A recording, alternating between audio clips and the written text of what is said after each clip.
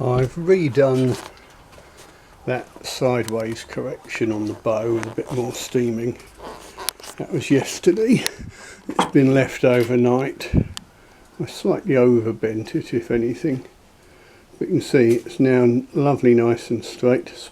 I found that where I did rough it out on the bandsaw, I went a little bit thin, and I expect you can see that little narrow patch there just by the cat, which I've actually labelled worth a week.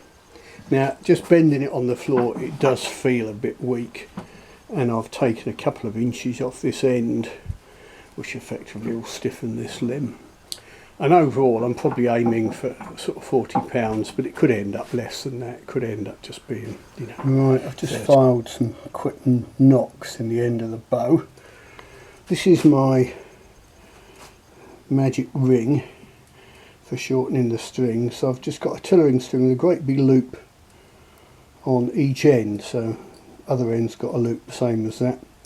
And you can see I just wrap it round and round the tillering string till it's just long enough to slip on the bow, and then when I want to shorten the string to get the bow up to brace height, I just wind it round and round some more.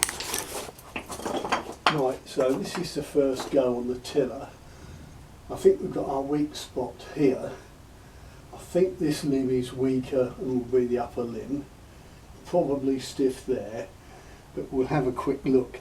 Bear in mind this is just a rough and ready quick play with the worst bit of walnut to give me an idea what the wood's like and what the wood will do. I'm aiming for say £40, if it's 35 I don't care. It's just to have a look-see.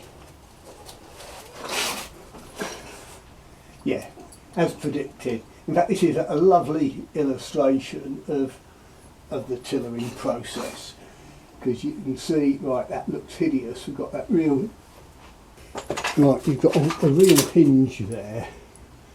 Now, hopefully, even to a beginner, they'd be able to see that. So, what do you do with a hinge like that? All you can do is leave it alone. Don't take any more wood off there. Take more wood off the lower limb.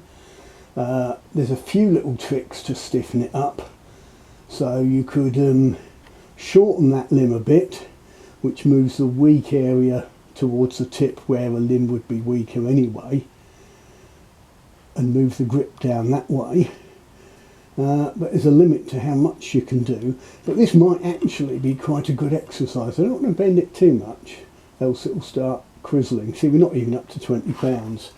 So yeah, as I suspected, I've screwed up through rushing at it. Just out of interest, and I could stick a patch on that belly I suppose, just so I could carry on.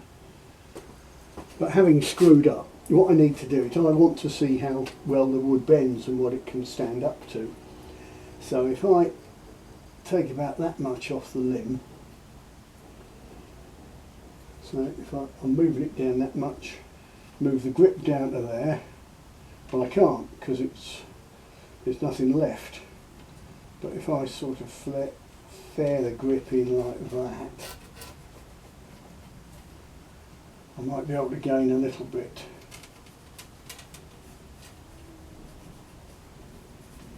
It's like I always say, I hate the term expert. Anyone who thinks there's an expert, but if you have to use the term expert, I'd define it as a man who can put right their own mistakes. Let's see if I can sort this out. Right, now let's see if that's made any difference. Now, you can see it's glaringly obvious this limb's now shorter. I've had to wind the string through there another couple of times. Each turn takes about an inch off the string. And yeah, it's going to be a weird bow. But funnily enough, one of the sweetest shooting bows I've ever made had the lower limb longer than the upper. There's nothing to say a bow has to be symmetrical. In fact, a bow isn't symmetrical because the centre of the bow, you can't grip it and have the arrow at that centre because your hand's in the way. It's got to be asymmetric to some extent. Let's get out of the way and have a look. There you go, you can see that's made a huge difference already, isn't it? It's not pretty, but it's less bad than it was. So that's hopefully quite a nice sort of illustration of how you can rescue stuff, what you can do.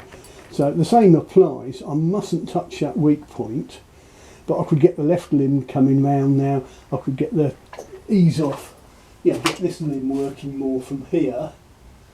That's 20 pounds draw weight, let's say 20 at 15 inches.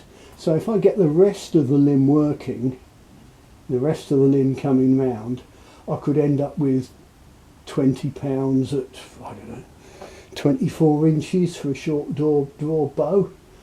I could even maybe go radical on the here and cut away more and do something, move that limb up that way a bit, just to see what we can do with it, because that's the beauty of making mistakes.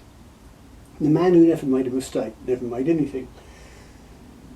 And by working it in weird ways to see what I can come up with, I might find a sweeter shooting bow. I might find that, yeah, long lower limb gives you a really nice bow. That's how bows evolve, maybe. It's a bit of fun. It teaches more about what things you can do, how extreme you can make things, what fixes there are. Anyway, we're going to, at the end of the day, we're going to end up with something that's going to be 35 pound draw weight at 26 inches or something.